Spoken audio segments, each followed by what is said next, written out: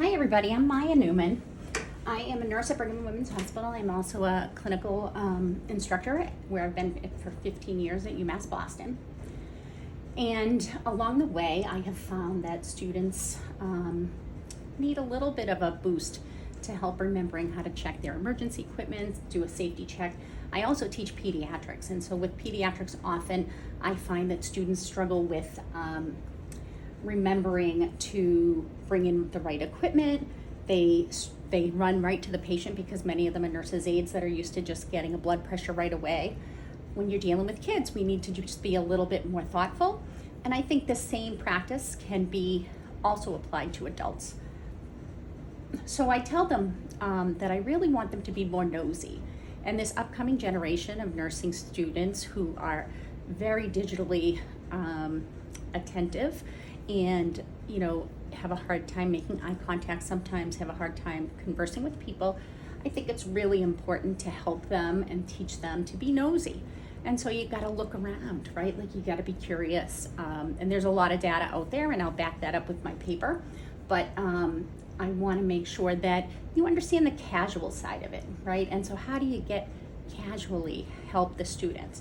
So when I was in my nursing program 30 years ago, we learned bubble he for the maternity patients, and that would be breasts, uterus, bowels, bladder, lochia, and emotional environmental, right? And so that was and then HE was the Homans, and that was where the emotional came in. So they were really, really helpful to me to remember it that way.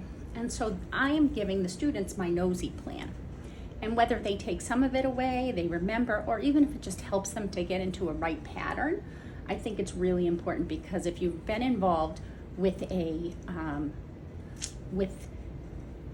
code where the suction's not working, or where you don't have the right equipment, right? It can be disastrous, and you don't feel good when it's all done. So by doing a NOSIE check, you'll be ready for anything, okay? And so N for safety is your name, right? And so it's your name, it's who's in the room, who's there, is the patient there, your name, right? Anybody else we should know about? And is there a tag on the person, right? Do we know how to keep that person safe, right? And we'll check date of birth, etc. And O is for oxygen. And so now, I know obviously we're all going to teach them to look at the patient first and make sure nobody's looking like they're in distress. But O is for oxygen from a safety standpoint, okay? And that O, we're gonna look at, is the oxygen on? Do they need it? Are they going to, are they wearing the right kind? Is it the right flow?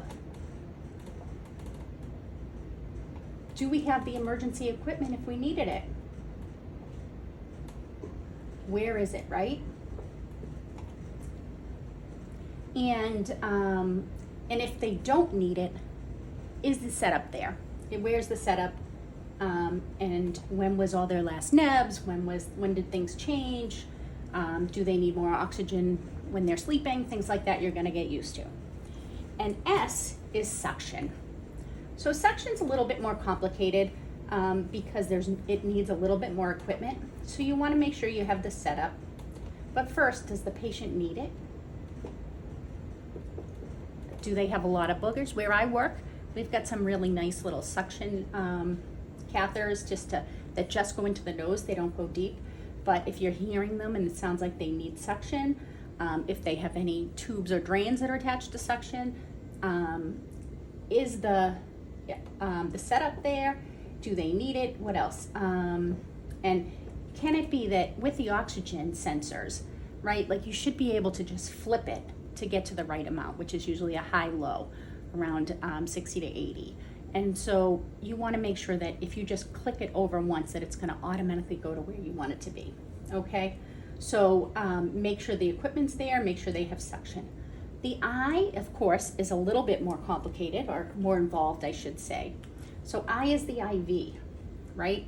And so the IV setup Is it expired? How's the site? What's hanging? And is it the same as they told you? If there are multiple meds or types of fluid, are they compatible? Does it need to be flushed? Then we also are going to look at the rate, the fluid, the tubing. We're going to also look at the right fluid hanging. Okay, and then we're going to look at the I's and O's. So is this working out for them, right? Is this helping the dehydration? How's that kiddo doing? All right, and then E is for environment. And environment is all about safety, right? And so as part of the environment, we're looking around, again, for falls risks, choking, side rails.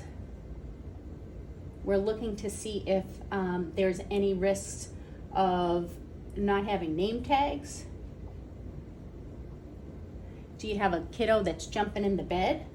Are they, we're dealing with a baby. Those babies are always at risk, right? Because their heads are bigger than their bodies, they're heavier, so it's easy to flip out. So you really want to make sure these kiddos are safe, that you know who they are, that you make sure there's no risks in the family. And part of E is also environmental and emotional, right? So we're making sure that everybody in the room's getting along, making sure that nobody's stressed, right? And so this is in addition to the traditional ABCs, which I think we all got in Nursing 101 in addition to our CPR class.